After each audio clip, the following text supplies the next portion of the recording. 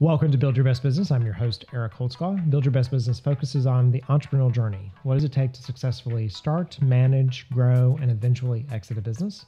We're coming to you from on location in Charleston, South Carolina, from Sea Change offices. They got out today and let us come in and do some interviews in person with some people here. Talking to Carolyn Finch. She's the CEO and founder of PowerHouse Tech, along with a couple of other things. So you got a lot going on. Yeah, I do. Okay, well, let's start off with PowerHouse Tech. What is the focus of that business? Sure. So the mission of PowerHouse is to create amazing rockstar developers who so happen to be women too. There's a huge diversity problem in tech. I think most of us are aware of that. And if it's not the elephant in the room, it's what's bigger than an elephant. Yeah. It is the monster in the room. And there has been some slight movement and change, but I feel like we're every taking one step forward or two steps forward, there's another giant step backwards.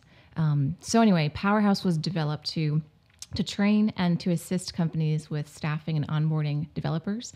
Again, we want to create rockstar developers. What I mean by that is we don't want to just plant them and drop them off with their company and say, good luck. Right, yeah. So really taking an effort and almost a new way of staffing talent by not training them from the beginning, which we do, train them from the beginning, and then place them and seamlessly onboard them through a series of contract work to make them hopefully mid-level talent, beyond entry-level talent, but at the end of the day, successful talent that will stay long-term within that company. Okay, so talk to me about sourcing then. So you're looking for a woman particularly that wants to go into development and doesn't know how to do it, or maybe has that background and hasn't been able to break in. Like where's the starting point for that? Yeah, so we can get into a long history of where the pipeline issues are, why there are pipeline issues, and not just with women. It includes people of color. It includes the white 25-year-old male too. There is just a lack of talent in the tech industry, specifically with software developers.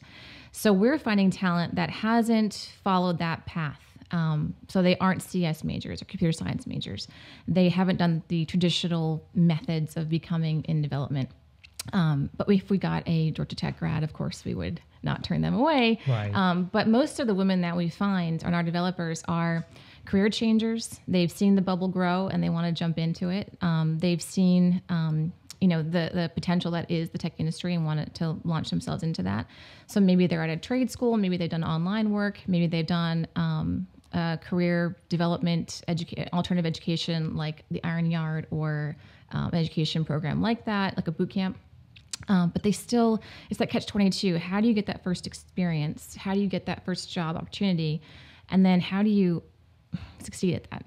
It's very hard if you just have a 3-month boot camp or an online tutorial and then you call yourself full stack and you get into the real world and you've never done, one sprint. You've never done one stand-up even. You can't even, talk to your supervisor about, the business aspects of development. So that's all the additional stuff that we teach prior to placement and then assist them with it once they're onboarded onto their first company.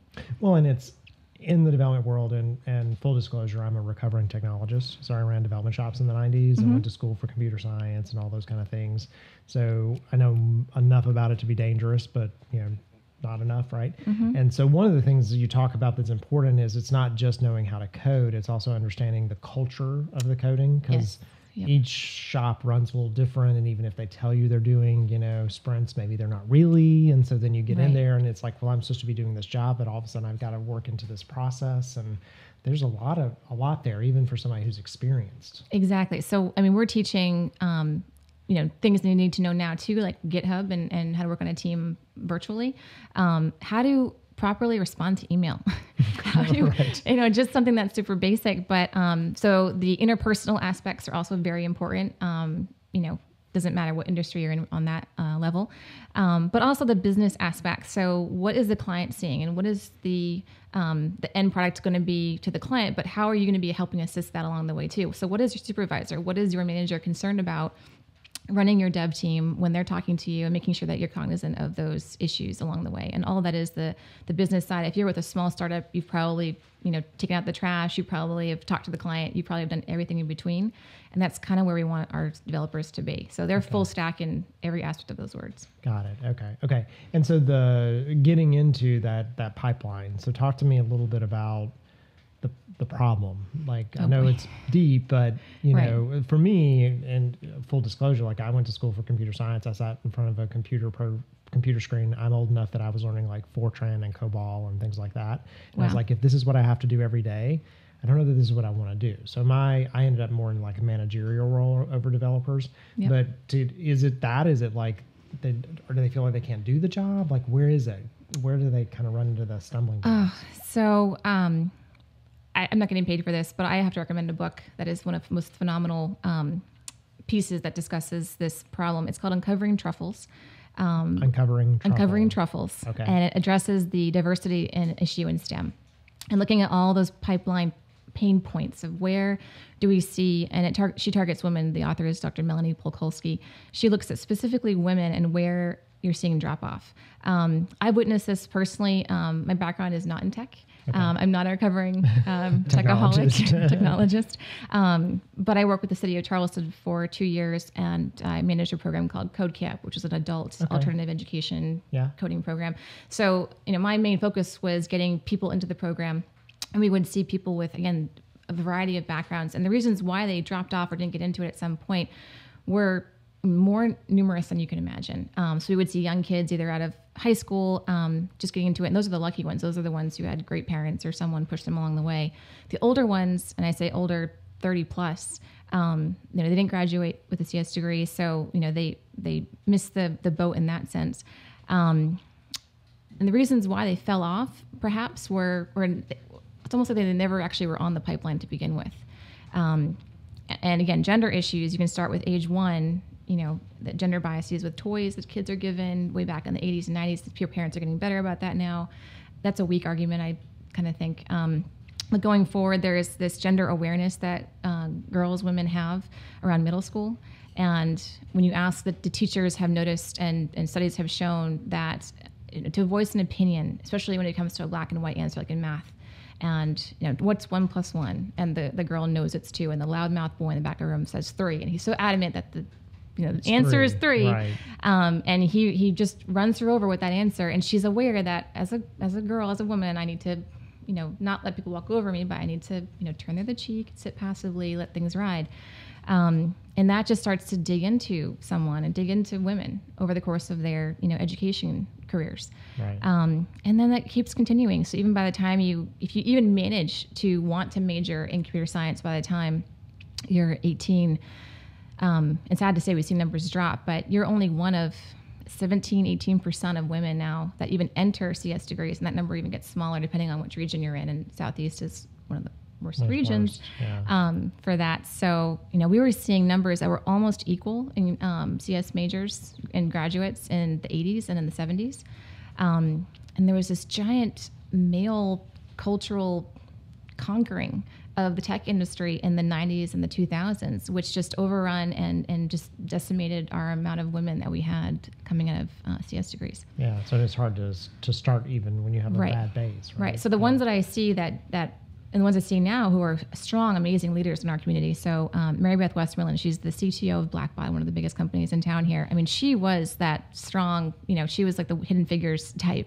You know, she never wasn't going to be in technology. The women that we're seeing come through the pipeline PowerHouse program, you know, they never, I hate to say it, they never really had a chance to get into the pipeline. And so we're creating that new pipeline for them to then hop in now and succeed in tech. Yeah. And so as you so your passion for this was just you were teaching this program and you decided that you needed to address it? Good question. So I was working in the city of Charleston Business Development Office, and a function of that was the Charleston Digital Corridor, which was it was its own nonprofit, but they're separate entities. And it was this amazing public-private partnership of you know, a joint effort to create a vibrant tech industry in Charleston, which I think you're seeing being here and witnessing. And Charleston has grown, I would say, per capita. We have a very large booming tech industry. Still small in relative sense. I won't call it Silicon Harbor just yet, even though that term has been coined. But, you know, we're getting there. And so in my office, I was one of 2. The other was a older male. So myself being the only female in the office, I was approached by the Mary Beth Westmorelands and women of all ages and different levels and various careers within the tech industry. Can we just have a place that we can, drink wine or maybe have a beer and discuss tech, but not be playing beer pong and, right.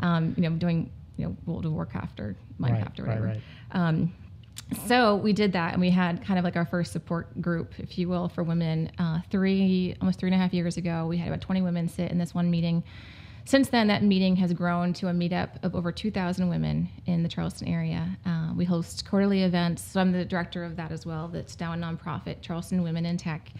So that our nonprofit reaches out to assist in connecting, preparing, and supporting women of all ages for careers in tech. So that is where the idea for PowerHouse grew, being exposed to so many women, again, at various points in their career, who were telling me every day how much they wanted to be in development, into the tech industry.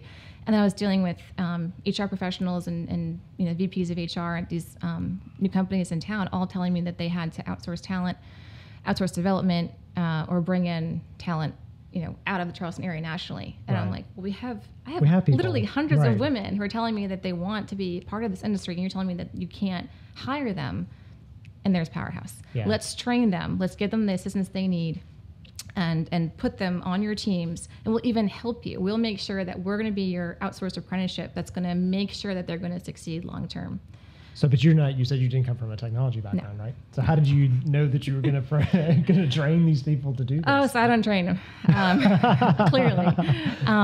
No, my professional, role is herding cats. I put people in the right places. So I have an amazing CTO. Her name is Amy Piazza. She comes from PayPal and eBay in her past, and she ran a development team here in town for Blue Acorn of 50 men on her team.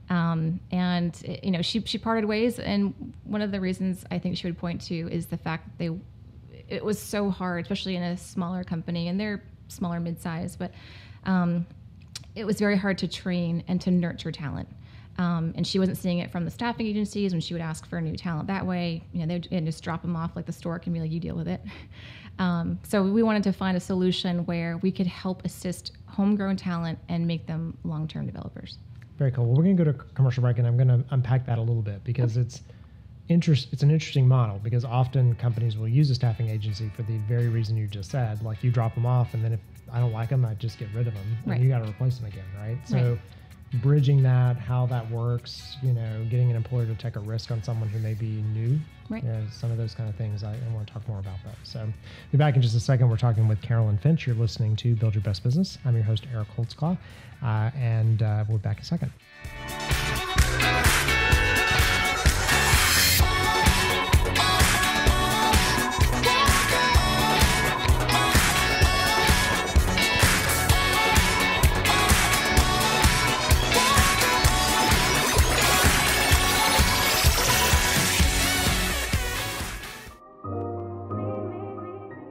Being asked what kind of mistakes and lessons have I learned along the way, one of the things I liked about the experience I had in the 90s is I got to work for a bunch of what I call crazy CEOs. So I got to see the things that they did that I agreed with, and the things maybe that I didn't. And that helped me form companies in the future and figure out how to work with others. I was a terrible boss in the 90s. I thought I could change people. And one of the biggest things I learned is that people do not change. If someone is not detail-oriented, they will never be detail-oriented. You can do a quarterly review with them and say, hey, next time you need to be more detail-oriented. If that's important to the job, you got to fire the person and move on. If it's not important to the job, if they do other things well, then you support them with someone else in the company who is detail-oriented. So if they send out emails with mistakes, you make sure that they send them through it. And it sounds like I'm saying you coddle someone and say, oh, you can't fix your mistakes. You have to understand and be aware of what they do well. So, and tap into that. And for your company, if they are useful, if there's something that they do well, then use them for that. Make them empowered. Don't make them do things they don't do well. They'll put it off to the end. They'll do it poorly. So understanding that, really looking at the team, who they are, and building a team is not about a job description. It's about building a patchwork quilt. So you'll find one person who's very good at one thing, and then you now need to support other things along the way. And it's not hard skills, it's more around the soft skills. Someone that's good at building the team, being collaborative, maybe sharing bad news, and then you put that person in front when you need that for your business.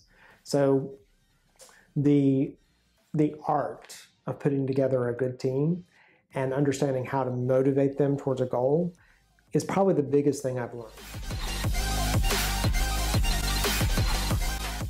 And we're back here listening to Build Your Best Business. I'm your host, Eric Holtzclaw. We're talking today with Carolyn Finch. She is the CEO and founder of PowerHouse Tech, which helps bring women, but it could be minorities, anyone, into the tech industry when maybe they feel like there have been some barriers. Even white men. Even white men.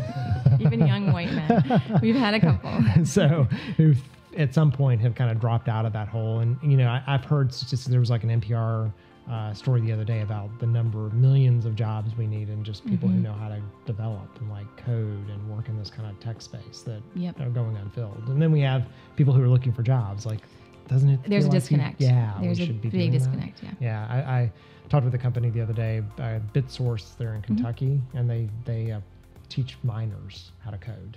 So people who used to mine, they teach them how to code. So let's get down to, I've worked with, contracting firms before, because I told you I ran development shops back in the day. And one of the reasons I would work with a contracting firm or an agency is they would bring me somebody, and if they didn't work out, then I would show them the door, and I would call the agency and say, hey, such and such didn't work, bring me somebody new, right? And so that's sort of an insulation for me. But at the same time, I never saw any of them do what you're talking about of like nurturing that person along. They either put them in my environment and it worked, or they replaced them. But if you've got this model that's very kind of extends into that relationship. Talk to me about how you approach an employer, like what kind of pushback do you get? Like, how does that work? So a great question. And for those who want to know, yes, we've pivoted and we've had to change kind of our approach. At first, it was this utopian ideal of, you're going to pay up front to pre-place.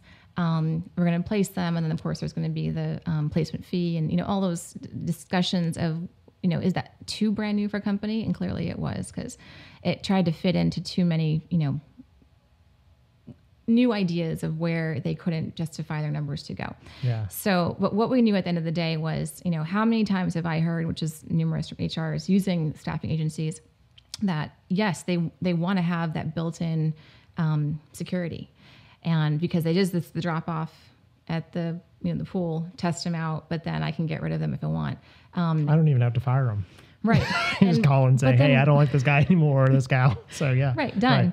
Right. But what a horrible mindset for two people to be entering. Oh yeah. The employee knows that. The employer knows that. And yeah, sometimes works around, but you have this, this revolving door of talent almost, or these staffing companies get the reputation of, just talent hopping people. It doesn't work out, you go here. And it doesn't work out, and you're just swapping in different talent. At the end of the day, and you managed people and teams and budgets, isn't it better to invest in someone knowing they're going to be here long term? How much money you're investing in someone from day one, even from day one, for 6 months of that person being there, using your electricity, using your services beyond a lot more than that. It's expensive. Well, and even the knowledge base. I mean, as I knew I was going to get rid of somebody, I was being sort of, flip about, I can get rid of them. Well, I had to figure out who was going to backfill. Exactly. So like, I've got them working on this really important project. It still has to move forward. How am I going to handle that? At the point that and that is the heart of the PowerHouse model. Is if you're investing in training and the knowledge base for your talent, you want to keep revolving that door in and out? Absolutely not. And so what we're going to do is not only allow you to hopefully retain long talent, but we're going to be training alongside. So your candidate, if you think they can get from 0 to 60 in 6 months, we'll get them hopefully to 100. Or if you would, the goal is to make sure that they are being supported well into their onboarding process. But just like the staffing model, it's usually a 6-month contract. So even if in 6 months you don't like this individual, for whatever reason, you can back out. You can actually back out at any time within the contract. But what we have seen, first month, by the second month, the first month they're still communicating a lot with the PowerHouse team and doing some training and some modules with us. Month 2, you start to hear less and less from the employer and the employee, which is awesome. You notice that seamless onboarding is happening. And that is exactly what we're doing. We're seamlessly onboarding your talent. You're investing in them. We're still investing in them. So by the time that their contract's up, we had this happen a few weeks ago. Oh yeah, the contract's up. Oh yeah. Of course we're gonna, we're bringing them on because those individuals felt so much already like a part of their team that they didn't have to worry about, bringing them on day one.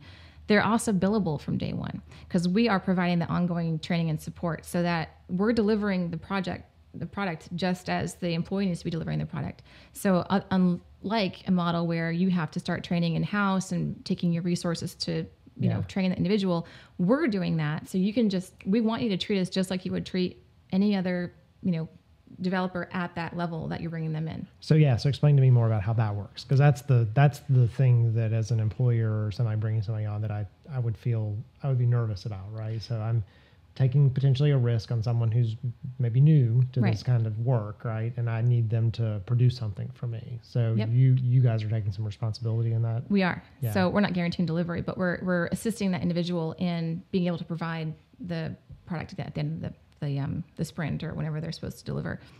Just like you would rely on outsourcing to maybe India or outsourcing anywhere. Okay. It's the same idea of that. So I'm taking a slight risk in that as well. I know the product might be, you know, just like I would see it from the guy who sits next to me on my team, but I've got this work that has to get done. I'm going to outsource it to India. It's going to be, you know, hopefully good. We're not sure, taking a slight gamble on that.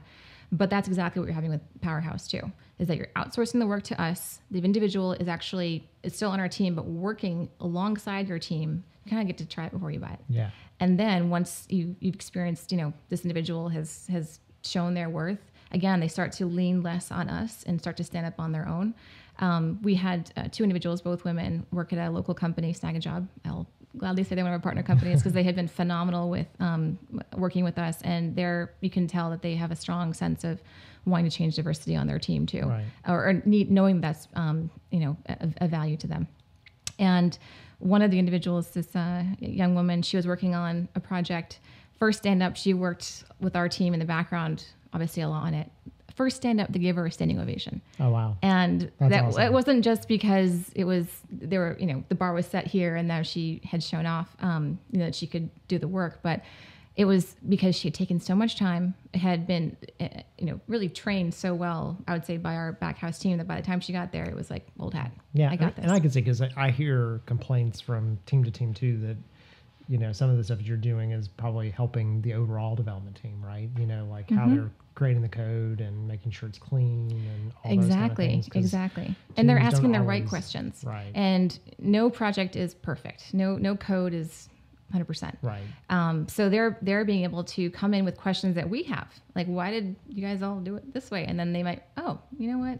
Okay. Yeah, that's the problem that we haven't addressed yet. We need to get to, but so exactly, like the hope is, we're going to be working in the background, but assisting that company in more ways than one. Yeah, they're getting better overall by just that kind of outlook. So, exactly. So as you put this together, so you said it's been a slight pivot of how you engage. What else has been something that you've learned along the way? So one of the toughest lessons learned, I think, was, you live in this world of thinking everybody's going to be all on board. Yes, helping diversity and making that change, that is number one, and we need to, focus on that. It's not. We hope that that's the case, and we're definitely living in a time right now where, I think emotions are high and there are issues out there, and not all the problems are clearly solved, and there's not a right answer to everything. So companies haven't jumped on the bandwagon as quickly as I thought that they were. But I think what really comes down to it is that it is, and I'm not saying that we're that much more expensive than a staffing model, but slightly different than what they're used to. And at the end of the day, companies that aren't used to outsourcing or using staffing agencies maybe at all, it's not something that they want to risk or forfeit their bottom line for. Yeah.